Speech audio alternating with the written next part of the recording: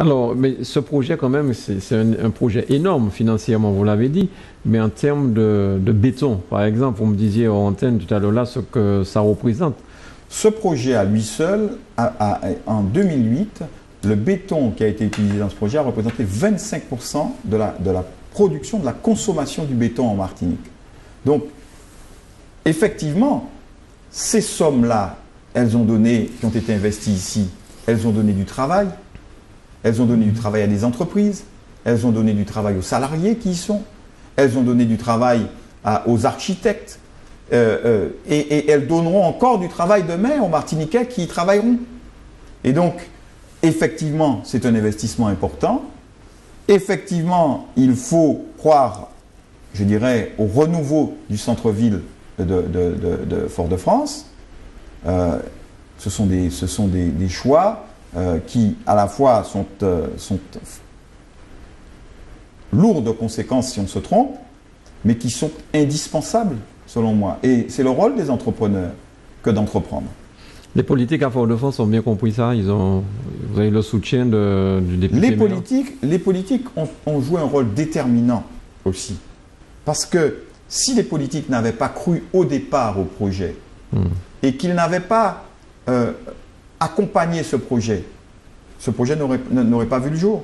Parce que les personnes qui venaient investir avec nous, il fallait qu'elles voient qu'en face, il y avait aussi une volonté. Si nous avions été les seuls à exprimer cette volonté, nous n'aurions pas pu convaincre ces investisseurs. C'est évident qu'il a fallu un accompagnement et un engagement politique pour que ce projet voie le jour. Ce projet comme d'autres. Est-ce que demain, vous pensez qu'on pourra à nouveau avoir des projets de cette envergure? Parce que ça va manquer maintenant. Bon, Je le souhaite. C'est un projet, je ne sais pas quand il y en aura un autre de cette envergure, mais je le souhaite. Je le souhaite. Est-ce qu'il y a encore besoin? Sans doute pas tout de suite. Mais il faut qu'il y ait des projets ambitieux pour la Martinique. Il faut une vision de ce que la Martinique doit être demain. On ne peut pas rester et puis se dire... on avance piam-piam, pas à pas, et puis on verra bien où on va. Non, il faut dire où voulons-nous aller. Et c'est la raison pour laquelle, personnellement, après avoir beaucoup réfléchi aux possibilités de développement et donc de création d'emplois dans notre île, j'en suis arrivé à la conviction que je défends tous les jours et pour laquelle je me bats, qu'il est important, et maintenant d'ailleurs cette affirmation a été proclamée d'une certaine manière officiellement au mois de janvier, à la fois par le président de la République et le président du Conseil régional, qu'il faut que le tourisme soit la priorité de notre développement. Alors à ça, il y a des gens qui vous disent on n'y croit pas. On n'y croit pas parce que les Martiniquais ne vont pas faire de tourisme. Et vous savez ce qu'ils nous disent? Parce qu'ils ne le disent pas en public. Mais en aparté, ils me le disent. Ils me disent les Martiniquais ne veulent pas bosser. Donc ils ne veulent pas servir, entre guillemets. Alors pour eux, avec toutes les connotations Bien sûr. Ils ne veulent pas servir, donc ils ne vont pas faire de service, donc ils vont, je dirais, mal accueillir les gens. Et donc, vous allez à un échec. Voilà. Mais si on pose ce principe-là, comment allons-nous assurer demain la paix sociale dans cette île qui a besoin qu'on y crée des emplois? Où va-t-on créer les emplois? En nombre suffisant. Toutes les îles de la Caraïbe, au cours des dernières décennies, ont créé des emplois de manière significative dans un seul secteur, qui est le secteur du tourisme. Nous sommes les seuls à n'avoir pas pu ou pas su le faire. Alors, je se posais les questions de savoir pourquoi. Alors, le CMT qui a été mis en place avec la dernière région fait un certain nombre d'efforts. Quelles sont les pistes qui vous paraissent les plus intéressantes? Dernièrement, par exemple, à Paris, ils ont ouvert la maison de Martinique. Quelles sont les pistes qui vous paraissent tout ce qui est fait me paraît important et intéressant. Mais si je devais, si vous voulez, parce que pas dans un esprit, je veux dire, de critiquer, je crois que ce qui quelquefois nous fait défaut, c'est l'approche très pratique des choses, près du terrain. Parce que entre ce qu'on dit et la traduction de ce qu'on dit, il y a trop de temps qui s'écoule et trop d'efforts qui sont nécessaires pour y arriver. Et je crois que c'est ça fondamentalement qu'il faut changer. Peut-être que nous n'avons pas encore pris, et quand je dis nous, voyez, je m'associe pour que ce ne soit pas quelque chose qui apparaisse comme une attaque. Nous n'avons pas encore suffisamment pris conscience de ce que nous avons les moyens de prendre des décisions qui ont des conséquences ou qui peuvent avoir des conséquences immédiates sur notre développement. Et en matière de tourisme, si vous voulez, il y a un certain nombre de choses qui doivent être faites de manière rapide, qui doivent conduire à ce que l'on facilite les initiatives. Aujourd'hui, on a un déficit de volonté parce que le secteur est difficile, on a un déficit d'initiative parce que plus personne ou peu de gens veulent encore y venir et ceux qui y sont se demandent pourquoi ils y sont et comment ils y sont arrivés. Et donc, il faut que toute l'action précisément aujourd'hui publique doit venir encourager ces gens-là qui ont le mérite d'être là, malgré eux quelquefois, mais qui ont le mérite d'être présents dans ce secteur, qui ont la volonté d'aller de l'avant, mais qui ont besoin d'être soutenus. Et donc, moi je crois que tout ce qui se fait est bien, ce que fait le CMT est bien, il y a beaucoup d'initiatives. Mais vous voyez, je vais vous dire, moi j'aime les idées simples, pratiques. Nous sommes l'île aux fleurs. À partir du moment où vous dites que vous êtes l'île aux fleurs, il faut qu'il y ait un sens entre l'image que vous voulez donner et les actions que vous menez. Bon. On pourrait avoir quelques idées simples. Autrefois, il y avait les floralies en Martinique. C'était une idée. D'ailleurs, ma mère s'était beaucoup impliquée dans ces floralies. Peut-être d'ailleurs que, comme quelques-unes de ces dames qui s'étaient impliquées, qui avec l'âge se sont retirées, l'action a cessé. Mais voilà une action, si vous voulez, qui est en cohésion avec l'image que nous voulons projeter. J'ai proposé depuis un certain nombre d'années que l'on fleurisse l'aéroport de la Martinique. Pas avec deux petites fleurs comme ça, mais qu'on en fasse l'aérogare qui se distingue dans la Caraïbe quand un touriste arrive, que cet aérogare se distingue de toutes les autres aérogares de la Caraïbe par le fait qu'on ait l'impression d'être dans un jardin tropical. C'est assez facile à faire. Ça permettrait de donner de l'emploi à des agriculteurs parce qu'ils auraient l'assurance au travers de contrats publics signés qu'on va leur acheter leurs fleurs. Ouais.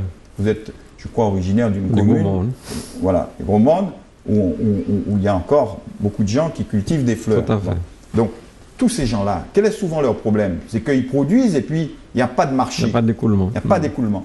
Si on leur dit, on va vous acheter telle quantité de fleurs pendant l'année, ils sont assurés que leur production trouvera un écoulement à un prix donné et donc ils vont planter. Et donc ils vont replanter. Donc, si vous voulez, il y aura un effet d'entraînement. Mais en même temps, on va projeter une image qui va donner du sens à un slogan. Voilà par exemple, si vous voulez, une idée très simple, que je n'arrête pas de lancer, alors je la lance ce soir publiquement.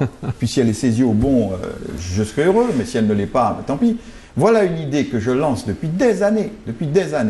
Chaque fois que je lance cette idée, autour de la table, on me dit « oui, tiens, c'est bien, ce serait bien ». Mais pourquoi est-ce que ça ne se traduit pas par une action? Ne dites pas que c'est une question de moyens. On donne dans ce pays, par nécessité, de l'argent à certaines personnes parce que leur situation économique le justifie, sans même leur demander de contrepartie travail. Donnons-leur l'occasion de travailler, même dans une ferme d'insertion, qui serait la ferme, qui serait le pourvoyeur. Voilà, si vous voulez, moi je suis pour le concret, je suis pour des petites idées, les unes additionnées aux autres, qui vont toutes dans le même sens à partir du moment où on sait, où nous savons où nous voulons aller. Puisque nous avons dit que nous voulons aller dans cette direction-là, facilitons tout ce qui va dans la direction que nous avons définie. Voilà à mon avis, voilà ce que je peux regretter, si vous voulez. Alors, je ne dis pas que ce ne soit pas peut-être le sens des réflexions, mais quelquefois j'ai un peu un sentiment d'impatience devant les lourdeurs. Alors c'est vrai que c'est vrai qu'il y a des lourdeurs qui relèvent, n'est-ce pas, de l'organisation et du fonctionnement des structures, c'est vrai. Mais vous êtes à la tête du PLM, mais aussi du Club Med. Est-ce que vous avez l'impression que les Martiniquais qui y travaillent ont des difficultés à accueillir les vacanciers? Oui, moi, je vais vous parler très franchement. Oui et non. Au Club Med, en tout cas, ça n'est plus du tout le cas. Et les résultats que nous avons me prouvent qu'avec les salariés du Club Med, nous avons réussi un pari dont beaucoup pensaient qu'il serait un échec. Y compris, certainement, le Club Med lui-même avait été très sceptique sur les chances de succès, parce que je crois que nous avons réussi à faire partager cette idée que quand on travaille dans le tourisme, quel est le sens du travail dans le tourisme? Il ne s'agit pas de servir, de servir à table. Il s'agit de faire plaisir à l'autre. Et donc, à partir du moment où vous avez compris que votre travail, c'est ça, c'est faire plaisir à l'autre, on n'a presque plus besoin de vous expliquer votre travail. Parce que vous essayez de savoir comment vous allez faire plaisir à l'autre. Si vous me mettez ici, il fait frais ce soir. Si vous m'aviez mis ici dans une ambiance où il faisait très chaud, et que vous étiez quelqu'un qui souhaitait m'accueillir, ce que vous avez fait d'ailleurs, vous m'auriez dit, comme il fait très chaud, je vous donne un verre d'eau, avant même que je ne vous le demande. Vous auriez anticipé mon attente. Et là, j'aurais eu le sentiment, ce que j'ai ce soir d'ailleurs, je vous remercie de m'accueillir, d'être accueilli. Et donc, c'est un état d'esprit. Si vous venez au travail, je leur demande pardon d'avance, mais je crois qu'il faut se dire les vérités. C'est l'heure de vérité. Comme c'est encore malheureusement le cas pour un certain nombre de nos collaborateurs à l'hôtel Batelière. Même si, je ne veux pas stigmatiser, même si beaucoup ont fait beaucoup d'efforts et continuent de faire beaucoup d'efforts. Mais nous n'avons pas encore réussi à avoir cette osmose, cette compréhension partagée de la mission qui est la nôtre. Faire plaisir à l'autre. Pas simplement lui servir un verre de coca. Lui servir un verre de coca qu'il ait envie de boire avec plaisir parce qu'on y a mis la gentillesse, le sourire qui doivent accompagner le geste. Ça doit être naturel, ça. Donc, sans doute que dans cette entreprise, comme dans d'autres entreprises en Martinique, les difficultés économiques passées, les traumatismes économiques qui ont eu des conséquences sur les moyens mis à la disposition des salariés, sur les conditions de travail des salariés, peut-être ce manque d'explication et d'échange et de compréhension. Et moi, non seulement je ne désespère pas, mais j'ai tout à fait confiance. Je sais que nous réussirons. Nous réussirons. Quand je dis nous réussirons, nous avons déjà beaucoup progressé à Batelière. Mais il y a encore une grande marge de progrès à faire. Alors, certains disent servir, c'est ça servir. Ça, ce sont des raccourcis, si vous voulez, qui relèvent, à mon avis, d'un autre temps. Ces choses-là ont été dites, pas nécessairement par ceux qui exercent cette profession, mais par ceux qui étaient contre le tourisme. Le tourisme avait mauvaise presse, y compris dans les Antilles. Pourquoi? Parce qu'il faut bien resituer le tourisme dans son contexte. Le tourisme, d'abord, on n'avait pas bien... C'était quelque chose d'un peu envahissant, quand ça devenait un peu trop massif. Et c'est beaucoup à Cuba qu'on a vu cela. Parce que Cuba était devenu le lupanar des États-Unis. C'était à Cuba, au moment de la prohibition. Aux États-Unis, on n'avait pas le droit de boire de l'alcool. Et alors, ils ont fait quoi? Ils prenaient des avions et ils allaient s'amuser à Cuba, qui est à quelques heures d'avion. Et donc là, il y avait la prostitution, les jeux. Il n'y avait encore pas autant de drogue qu'aujourd'hui, mais il y en avait déjà un petit peu. Rien à voir avec ce qui est les jeux, etc. Et tout ceci avec une population qui était d'une certaine manière opprimée, avec beaucoup de misère, et avec une confrontation de ce luxe avec des gens qui avaient à peine les moyens de subsistance. Et donc, le tourisme, dans l'esprit révolutionnaire, est apparu comme quelque chose de négatif. C'est comme ça que je m'explique d'ailleurs qu'ici, je dirais nos révolutionnaires aussi, qui depuis, heureusement, fait leur évolution lui aussi, en tout cas, ceux qui étaient les penseurs de l'époque, à l'instar de ce qui s'est passé à Cuba quand Castro est arrivé au pouvoir et qu'il a dit « nous ne voulons pas du tourisme », on dit « nous ne voulons pas du tourisme ». Parce que le tourisme était mal compris et sans doute mal appréhendé. Donc, c'est de là, à mon avis, qu'est venue cette idée de service, servitude, etc. On a dit on ne veut pas. Mais moi, je ne crois pas que ce soit là le problème. Le problème est que, comme dans toutes les activités économiques, il faut que nous soyons tous d'accord, les actionnaires, les dirigeants, les salariés, pour nous dire que nous formons une équipe et que nous essayons ensemble d'atteindre un but, un objectif.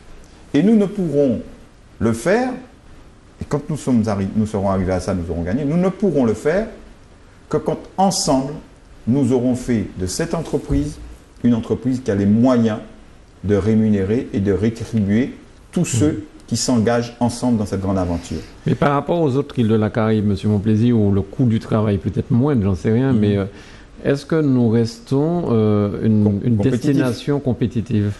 Oui, parce que quand on regarde le prix auquel on vend dans la Caraïbe, quelquefois ils vendent dans les autres îles plus cher que nous. Donc il y a... Alors, je dis oui, mais... C'est vrai que les salaires sont ici quelquefois 8, voire 15 fois, pour certaines destinations, plus élevés que dans le reste de la Caraïbe. Il est vrai aussi que nous n'avons pas la souplesse qu'ils ont dans d'autres îles. Quand les touristes sont moins nombreux dans la plupart des îles autour de nous, y compris à Sainte-Lucie, eh bien, vous avez des réductions immédiates d'effectifs. C'est-à-dire que l'hôtel s'adapte du jour au lendemain, il sait que la semaine prochaine, il aura un taux d'occupation de 20%, il diminue son personnel. La semaine d'après, il a 100% d'occupation, il rappelle les employés. Ici, vous ne pensez même pas à faire ça. Et bien évidemment, et je ne souhaite pas que ça se fasse, parce que nous avons un statut social qui n'est pas celui qu'ils ont à côté. Mais c'est sûr que c'est plus compliqué de gérer dans des conditions comme ça et plus coûteux. Nous avons aussi des systèmes d'obligations, de respect de normes, etc., qui ne sont pas les mêmes. Donc nous avons un certain nombre de difficultés qui sont structurelles. Le problème du tourisme, c'est que le tourisme, contrairement à la plupart des activités qu'on exerce en Martinique, est une activité en confrontation directe avec l'extérieur. C'est comme une activité d'exportation. C'est comme si vous amenez votre produit sur le marché, mais le marché, il n'est pas ici. Parce que ici, si vous voulez acheter de l'eau, vous n'irez pas l'acheter en Guadeloupe ou à Paris, puisque vous êtes ici, par définition. Mais le touriste, il achète où il veut. Et il n'est pas obligé de venir ici.